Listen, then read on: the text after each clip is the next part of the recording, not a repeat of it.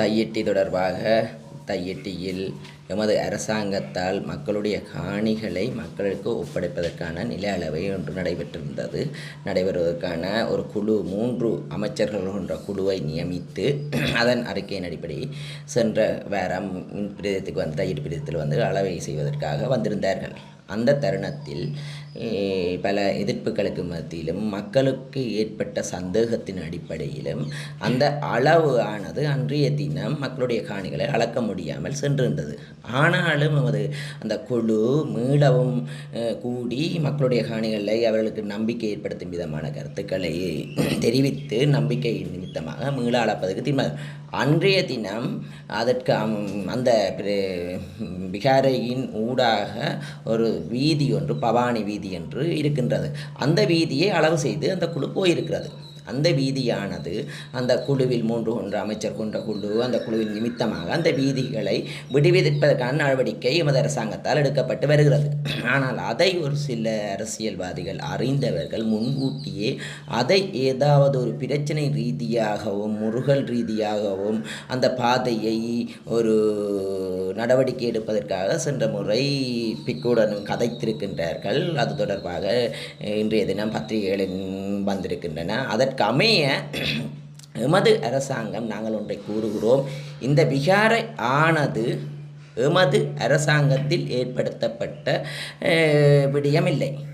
முன்னே ஆட்சிக்காரர்களால் இந்த விகாரை ஏற்படுத்தப்பட்டிருக்கிறது. மக்களுடைய காணிகளையும் அந்த பிரதேசத்தில் இருக்கின்றன. எங்களை பொறுத்த வரைக்கும் அதை இனங்கன்று அந்த காணிகளை விடுவிப்பதற்கான நடவடிக்கையை முன்னெடுத்து இன்று வெற்றி தருவாயின் நிலையில் இருக்கும்போது ஒரு சில பிரச்சனைகளை அரசியல் ரீதியாக அதை பயன்படுத்துகின்றனர். அது ஊடகத்திலும் வந்திருந்தது. ஊடகவியலாளரும் அன்று வந்திருந்தார்கள். நாங்கள் ஒன்றை கூறுகின்றோம். நாங்கள் அந்த பிரச்சனையை நிதானமாக கையாள வேண்டிய பொறுப்பு இருக்கிறது. அந்த வகையில் தென்பகுதியில் இருக்கும் இனவாத அரசியல்வாதிகளுக்கு இரத்தத்தை அவர்கள் மீளவும் அவர்களை இயங்கு நிலைக்கு கொண்டு வருவதற்கு இவ்வாறான செயற்பாடுகள் நடைபெறுமாக தென்பகுதியில் இருக்கும் அரசியல்வாதிகள் அதை வைத்து அரசியல் செய்வதற்கான சந்தர்ப்பத்தை இங்கிருக்கும் ஒரு சில அரசியல்வாதிகள் ஏற்படுத்துகின்றார்கள். ஒரு சந்தேகமாக இருக்கிறது. அந்த வகையில் நாங்கள் தமிழ் மக்களுக்கு விநியமாக நாங்கள் கேட்பது என்னவென்றால், விகாரையை சூழ உள்ள காணிகளை நில அளவை செய்து மக்களிடம் ஒப்படைப்பதற்கு தான் நாங்கள் தீர்மானிக்கின்றோம். எந்த வகையிலுமே நாங்கள் சுயரிக்கும் நோக்கத்துடன் அந்த செயற்பாடை செய்யவில்லை.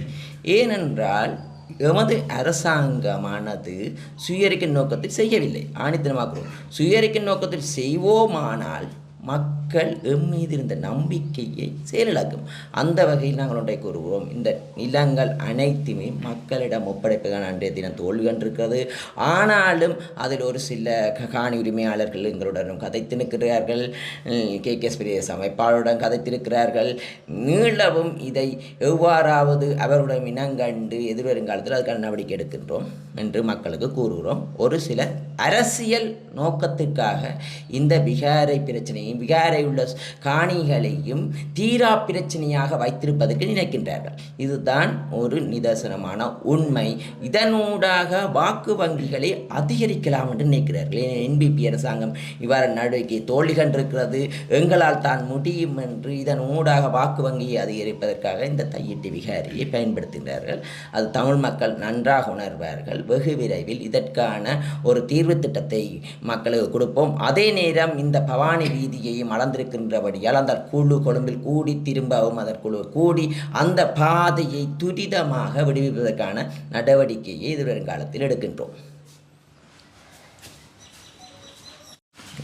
பொதுவாக அந்த காணி உரிமையாளர்கள் சொன்ன பிரதான குற்றச்சாட்டு கடித தலைப்பில் அந்த உறுதிமொழி பிரதேச செயலாக தர வேண்டும் என்று. அது தராததால் தான் நாங்கள் அந்த இதுக்கு சம்மதிக்கிறோம்.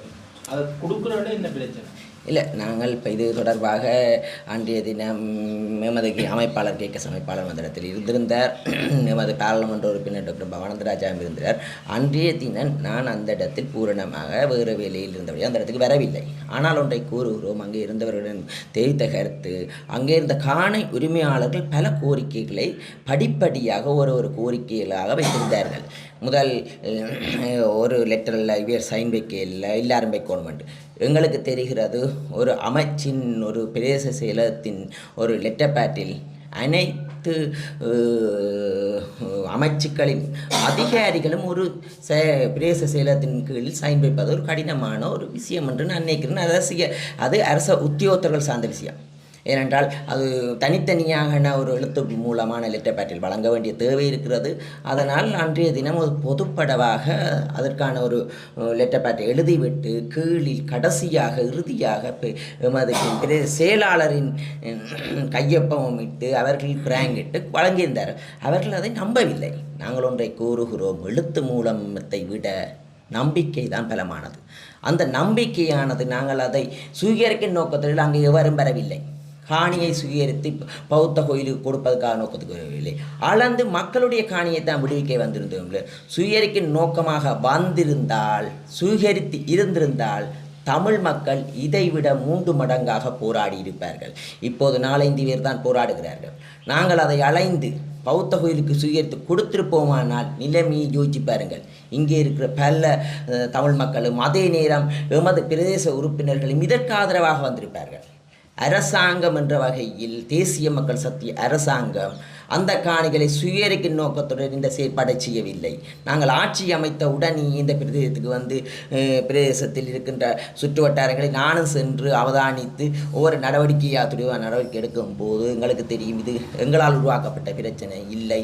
எங்களது ஜனாதிபதியரும் ஆணித்தனமாக கூறுகிறார், மக்களுடைய காணியில் கையளிக்க வேண்டும் என்று. ஜனாதிபதிகள் வரும்போது அதை ஆணித்தனமாக கூறுகிறார். மத நல்லிணக்கங்களை பேண வேண்டிய தேவை இருக்கிறது. அடுத்ததாக இந்த விகாரையை வைத்து அரசியல் செய்கின்றார்கள். எங்களுக்கு நம்பிக்கை இருக்கிறது, இது உருவாக்கப்பட்டிருக்கிறது விகாரை. மீதமுள்ள ஏனைய காணிகளை மக்களிடம் ஒப்படைக்க வேண்டும் என்று ஆணித்தனமாயிருக்கின்றோம். மக்களுடைய காணிகளை அதற்கான செயற்பாடு தான் முதற்கடம் நடைபெற்றிருக்கிறது. முதல் வரும்போது பௌத்த பிக்குவினூடாக எழுத்து மூலமாக பூரணமாக எடுக்கவில்லை என்று தாமதப்படுத்தப்பட்டது. ஏனென்றால் கொழும்பிலிருந்தும் குழு வரவில்லை என்று. பிறகு மீள எல்லா குழுவும் வந்து அளக்கும் போது காணி உரிமையாளர்களுக்கு சந்தேக உணர்வு ஏற்பட்டு வருகிறது. எதிர்வருங்காலத்தில் ஒரு சில காணி உரிமையாளர்கள் எங்களுடன் கதைத்திருக்கிறார்கள். அதை காட்டும் பட்சத்தில் எதிர்காலத்தில் அந்த குழுக்கு அவர்களை நியமிக்க முடியுமா? காணி உரிமையாளர்களை நீங்கள் அடுத்த கூட்டங்களை கூப்பிட்டு ஒரு சிலரை கூப்பிட்டு அவருடன் கருத்துக்களை பெற்று இந்த காணி அளப்பந்து மக்களிடம் ஒப்படைக்க வேண்டும் என்று ஆணித்தனமாக நான் பாராளுமன்ற உறுப்பினரிடம் இருக்கிறேன். ஆணித்தனமாக கூறுகிறேன். இப்போ அளந்த வீதியை துரிதமாக பவானி வீதியை துரிதமாக விடுவிப்பதற்கு நாங்கள் நினைக்கிறோம். ஆனால் ஒரு சிலர் அதை தெரிந்து கொண்ட அரசியல்வாதிகள் வலுக்கட்டாயமாக நுழைந்து நாங்கள் பாதைகளை விடுவிக்கலாம் என்று நினைக்கின்றார்கள். அது தென்பகுதியில் இருக்கும் அரசியல்வாதிகளுக்கு, தோல்வி கண்ட அரசியல்வாதிகளுக்கு, மஹிந்த போன்ற அரசியல்வாதிகளுக்கு அரசியல் செய்வதற்கான ஒரு களத்தை அமைத்து கொடுப்பதற்கான நடவடிக்கையைத்தான் இவர்கள் செய்கிறார்களே ஒழிய மக்களை இனவாதத்திலிருந்து மீட்டு புதியதொரு கலாச்சாரத்தை உருவாக்குவதற்கு நினைக்கவில்லை. இனவாதத்தினூடாக வாக்கு வங்கிகளை பெறலாம் என்று நினைக்கிறார்கள். நீங்கள் குழுவில் அமைச்சிருக்கன்னு சொல்கிறீங்க, அந்த குழுவில் எல்லாரும் இருக்கணும். ஆனால் அந்த இத்தனை குழுவில் நீங்கள் அமைச்சிருந்து கூட்டங்கள் போட்டாலும் இந்த பௌத்த பிக்கு ஒவ்வொரு முறையும் பிரச்சனைகள் வரைக்குள்ள போலீஸ் நிலையங்களை நாடி செல்வது தான் இருக்குது. இல்லை, ஒரு போது இப்போ பௌத்த போலீஸ் நிலையம் நாடி இருக்கிறார்கள். அது அரச உத்தியோகத்தர்களுக்கிடையில் விடிய காலமே முதல் நாள் எடுத்து நிலத்தை அளக்க வருகின்றோம் என்று எங்களுக்கு தெரியும். ஒரு அரசாங்க அதிபரால் எடுக்கப்பட்ட நடவடிக்கை. ஏனென்றால் அந்த குழுவில் இருந்த அனைவரும் பெறவில்லை. அதனால் அவர் போலீஸ் நிலையத்தை நாடினார். அதன் பிறகு அந்த குழு அளந்து விடுவிப்பதற்காகத்தான் அன்றைய தினம் வந்திருந்தோம். எங்களுக்கு தெரிகிறது, சட்டம் சமனாக செயற்பட வேண்டும். அந்த நிலையில் மக்களுடைய காணிகளை மக்களுக்கு ஒப்படைக்க நடவடிக்கை எடுக்கிறோம். போலீஸிடம் யாரும் செல்லலாம், நாங்களும் செல்லலாம், நீங்களும் செல்லலாம். ஆனால் நியாயம் ஒன்று பெற்றுக் கொடுக்க வேண்டிய கடப்பாடு இருக்கிறது அந்த பிரதேச வாழ் மக்களுக்கும் அந்த காணி உரிமையாளருக்கு. அதற்கான பூரணமான ஆதரவை பெற்றுக் கொடுப்போம். அதே நேரம் இப்பிரதேசத்தில் இருக்கும் காணிகளையும் மக்களிடம் ஒப்படைப்பதற்கான நடவடிக்கை எடுத்துக்கொண்டிருக்கின்றோம். பரவலாக சொல்லப்படுது இந்த பலாலி போலீஸ் நிலையம் ஒவ்வொரு பொறுப்பதிகாரிகள் அல்லது பலாலி போலீஸ் நிலையம் உங்களை மாதிரி இந்த பிரச்சனையை தீர்க்கிறதுக்கு முற்படாமல் விகாராதிபதிக்கு சார்பாகவே தொடர்ந்தும் பக்கச்சார்பாகவும் அடாவடியாகவும் செயற்பட்டு வருவதாகவும், மற்றது கூட்டங்களுக்கும் இந்த போலீஸ் நிலைய வாகனங்களில் தான் அவர் ஏற்றிக்கொண்டு போகிறதாகவும், சாப்பாடும் அதை தான் முடிஞ்ச முழு சப்போர்ட்டையும் அதை தான் செய்யணும் என்று சொல்லுவது. நாங்கள் ஒன்றை கூறுகிறோம், போலீஸார்கள் என்றது பாதுகாப்பு கடமையில் ஈடுபடுகின்றார்கள். முன்னைய காலத்தில் போலீசார்கள் எவ்வாறு தையிட்டியில் செயற்பட்டார்கள் என்று சிந்தித்து பாருங்கள். முன்னைய ஆட்சி காலத்தில் போலீசார்கள் தையிட்டியில் எவ்வாறு இருந்தார்கள், இராணுவத்தில் வந்திருந்தார்கள் போராட்டத்தின் போது. ஆனால் இன்று இருக்கும் போலீசார்கள் இவ்வாறு செயற்படுகிறார்கள். ஏனென்றால் ஒரு கைகலப்பு ஏற்படக்கூடாது. உண்மையாகவே அந்த போராட்டத்தின் ஊடாக ஒரு இனவாதம் மீண்டும் தலை தூக்கக்கூடாது. அந்த வகையில் நாங்கள் சுமூகமாக கையாள்கிறோம். ஒரு சில சின்ன சின்ன அசம்பாவிதங்கள். ஆனால் போலீசார்களால் வலுக்கட்டாயமாக அங்கே போராடுபவர்களுக்கு எந்த வகையிலுமே அவர்களை அச்சுறுத்தும் விதத்தில் செயற்படவில்லை. அப்படி அச்சுறுத்தும் பட்சத்தில் செயற்படுமானால் அதுக்கான நடவடிக்கையை நாங்கள் எடுப்போம். உங்களோட ஆட்சி காலத்தில் தான் மேலும் சுவாமி உள்ளிட்ட 5 பேரை வந்து போலீசார் எடுத்து வாகனத்தில் ஏற்றி அடாத்தாக செய்யப்பட்டிருந்தார். எங்களுக்கு தெரியும், உங்களுக்கு தெரியும், வேலன் சுவாமியை கைது செய்திருந்தார்கள். அதன் நாங்களும் கதைத்திருந்தோம். ஆனால் அந்த பிரச்சனை உங்களுக்கு தெரியும். வேலன் சுவாமி கைது செய்யப்படும் போது தென்பகுதியில் இருக்கும் இனவாத ஊடகங்கள் அங்கே மாற்று விதமாக கருத்தை தெரிவித்தார்கள், இங்கே பிக்குவை கைது செய்கிறார்கள் என்று. எங்களுக்கு தெரிகிறது இந்த அரச இயந்திரங்கள் பூரணமாக மாற்றப்பட வேண்டும் என்ற தேவை இருக்கிறது. இனவாதம் இல்லாத ஒரு கட்டமைப்பை உருவாக்குவதற்கு நாங்கள் பயணித்து கொண்டிருக்கிறோம். அந்த வகையில் அந்த பயணம் வெற்றி அளிக்கும் என்றது. அதற்காக பூரணமாக ஆதரவை மக்கள் தாருங்கள். இனவாதத்தை ஊட்டி வளர்த்திருக்கிறார்கள். இனவாதத்தினூடாகத்தான் அரசியல் கலாச்சாரத்தை ஏற்படுத்தி இருந்தார்கள். அது தமிழ், சிங்களம், முஸ்லீம் என்று. ஆனால் நாங்கள் நினைக்கிறோம் இனவாதம் நாட்டின் முன்னேற்றத்துக்கு வழியமைக்காது. இன்று இனவாதத்தை ஒதுக்கிவிட்டு மக்கள் எல்லோரும் மனிதர் இருக்கிறார்கள்.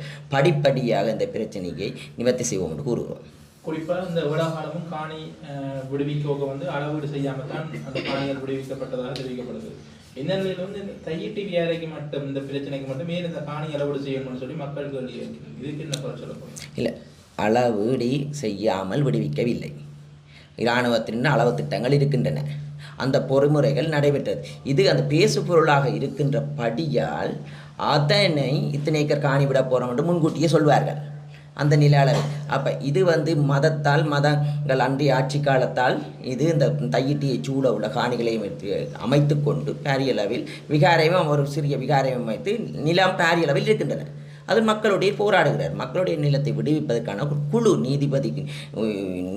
நீதி அமைச்சு கொன்ற எங்கள் அமைச்சு கடத்தொழில் அமைச்சர்கள், பொதுசந்தன அமைச்சர் எல்லாரையும் உள்ளடக்கிய குழு, நில அளவியாளர் குழுவை அமைத்து கொண்டு தான் இந்த குழுவை நியமித்தோம். அந்த குழுவில் நிலத்தை அலைந்து கையளிப்பதற்கு எந்த வகையிலும் சுயரிக்கும் நோக்கத்தில் நாங்கள் இந்த செயற்பாட்டை செய்யவில்லை என்று தமிழ் மக்களுக்கு கூறுகிறோம். சட்டவிரோதமாக அந்த அமைக்கப்பட்ட அந்த விகாரைக்கு என்ன நடவடிக்கை? அதுதான் நாங்கள் ஒன்று கூறியதோம். இது எங்கள் ஆட்சியில் அமைக்கப்பட்டதில்லை. முன்னைய காலத்தில் ஆட்சியில் அமைக்கப்பட்ட ஒரு விடயம். நிதானமாக கையாள வேண்டிய தேவை இருக்கிறது. எதிர்வருங்காலத்தில் இந்த கோயிலை கட்டும்போது எந்த வகையிலுமே கருத்துக்களை தெரிவிக்காமல் இருந்தவர்கள் கோயில் முடிசூடிய பிறகு தான் அதை அரசியலாக்குறோம். ஒரு சிலர் கூறுகிறார்கள் நாங்கள் கோயில் அடிக்கல் நாட்டும் போது அந்த துண்டு ஒரு லெட்டரை கொண்டே கொடுத்திருக்கிறோம் என்று. அரசியல் அன்றைய காலத்தில் நாங்கள் ஆட்சியில் இல்லை. இது முடிசூடி இந்த பிரச்சனை தீரா பிரச்சனை இருந்த தொடர் போராட்டத்துக்கு முன் மக்களுக்கு நம்பிக்கை இல்லாமல் இருந்தது. இன்றைக்கு ஓரளவு நம்பிக்கை ஏற்படுத்தும் விதமாக நாங்கள் செயல்பட்டிருக்கிறோம்.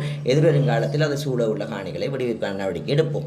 பிரதேச சபை தங்களுடைய வீதியை விடுவிக்க கூடுவது எந்த வகையில் இனவாதம் என்று சொல்லி நாங்கள் அந்த இனவாதம் என்று நாங்கள் அதை கூறவில்லை.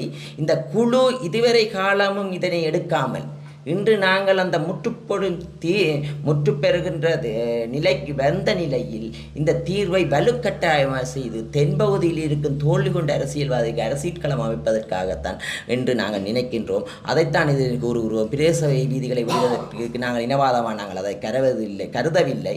தென்பகுதியில் இருக்கும் தோல்வி கண்ட அரசியல்வாதிகளுக்கு ஒரு கருத்தியல் ரீதியான கருத்தை இடம் கொடுக்கின்றார்கள். இதை முன்கூட்டியே செய்திருந்தால் எங்களுக்கு பிரச்சனை இல்லை. எங்கள் ஆட்சிக்கு வர முதல் செய்திருந்தால் வேறு பிரச்சனை இல்லை. இன்று இந்த செயற்பாட்டை எடுப்பது ஒரு நிலத்தை அளந்து சென்றிருக்கிறோம். நாங்கள் விடுவிக்க போன்றோம். அதனூடாக அவர்கள் இதில் தொப்பியல்ல தாங்கள் தான் செய்தது மாதிரி ஒரு பெரிய ஒரு கீரோசனமாக காட்டுவதற்கான ஒரு செயற்பாட்டை செய்கின்றார்கள். அது மக்களுக்கு தெரிகின்றது. நாங்கள் ஒன்று கொள்வோம். பிரதேசபை வீதிகளை விடுவிப்பதற்கு நாங்கள் இனவாதமாக பார்க்கவில்லை. தோல்வி கண்ட இனவாதிகளுக்குத்தான் அதை சோறு போடும் தீனியாக ஒரு குறிப்பிட்ட காலம் சோறு போடும் தீனியாக அதை பயன்படுத்துவதாக நாங்கள் உணர்வோம். அன்றைய காணி அளவீடு நடவடிக்கையின் போது குழுந்தூர் மேல பிக்கு அவரும் வந்திருந்தார் அந்த இடத்துல.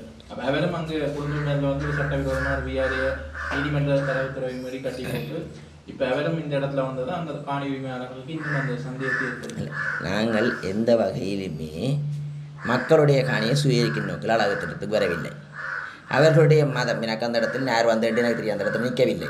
ஆனால் ஒன்றை கூறுகிறோம், மக்களுடைய காணிகளை விடுவிப்பதற்கு தான் அந்த இடத்துல மக்களுக்கு வருகின்ற சந்தேகம் தவிர்க்க முடியாது. நாங்கள் அவர்களுடன் கலந்துரைத்து எதிர்வரும் காலத்தில்.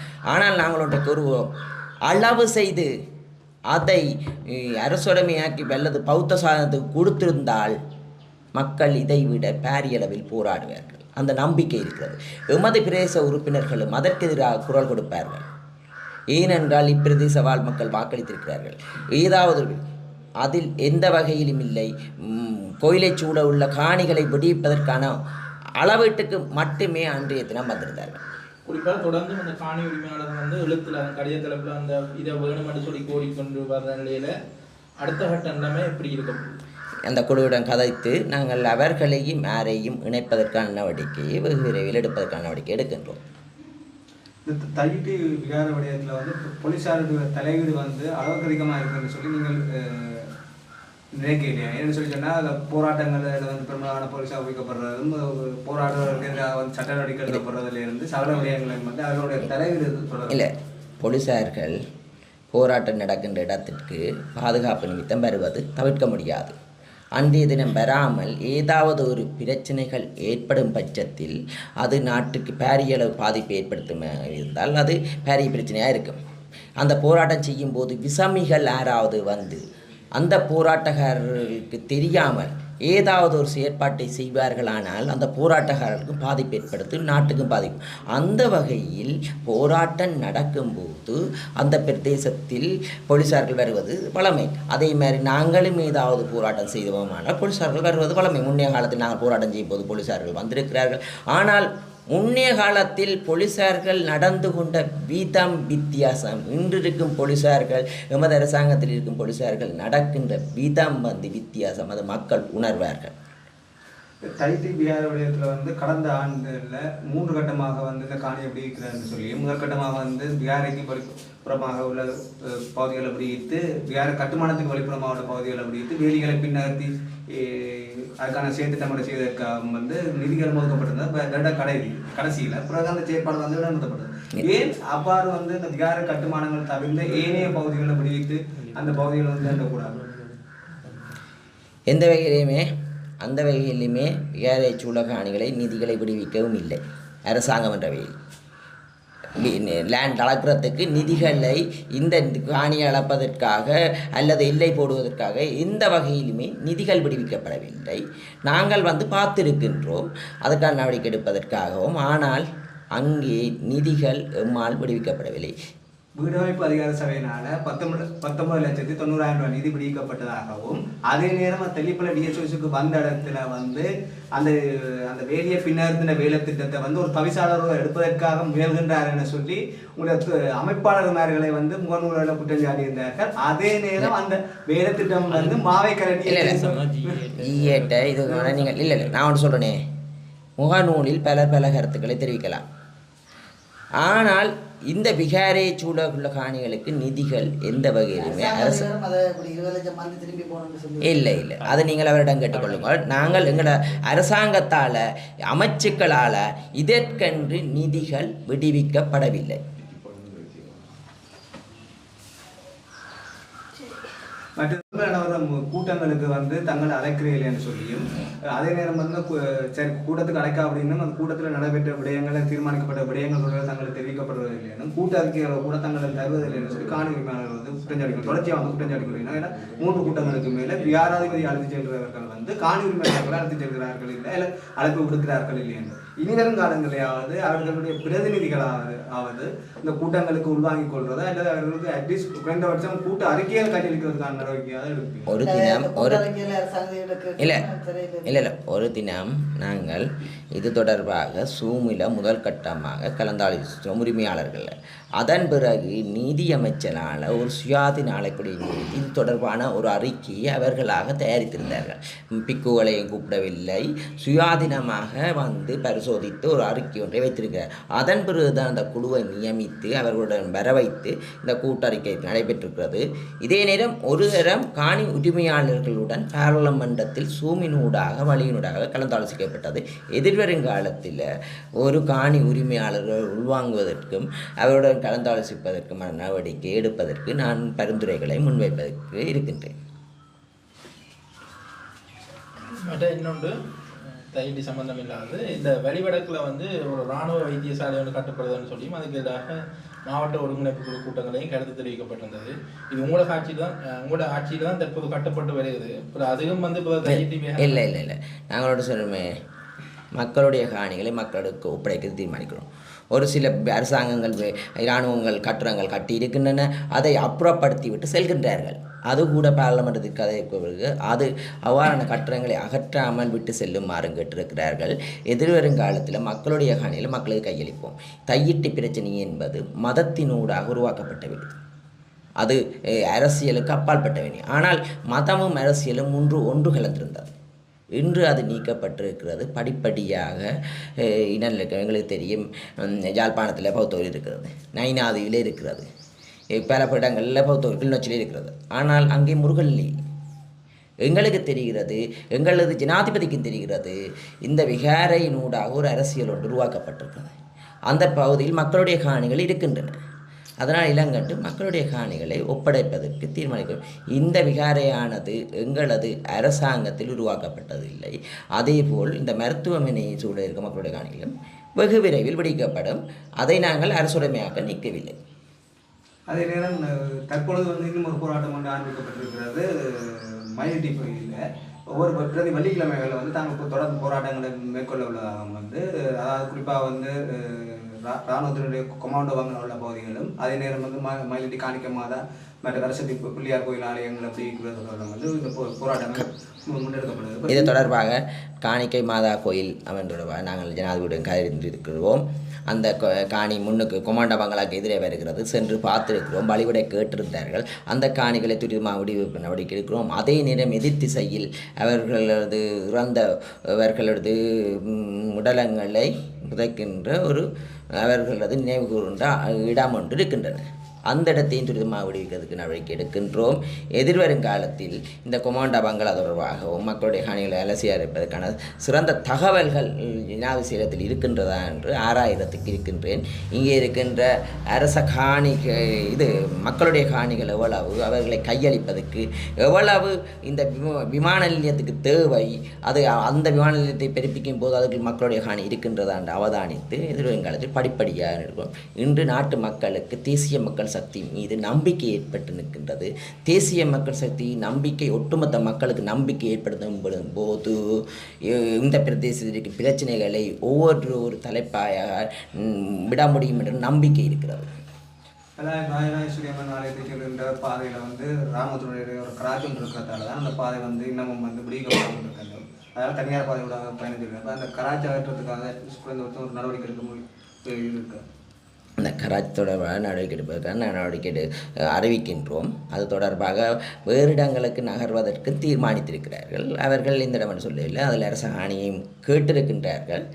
அந்த பொறுமுறை நடக்கும்போது அந்த பிரதேசம் மக்களுடைய காணிக்கு கையளிக்கூடும். கிழக்கு பகுதிக்குள்ளாக எவ்வாறாவது மக்களிடம் பெற்றுக் கொடுக்க வேண்டும் என்ற ஆணித்தனமான துரிதமாக விடுவிக்க வேண்டும் என்ற நிலைப்பாட்டில் நாங்கள் இருக்கின்றோம்.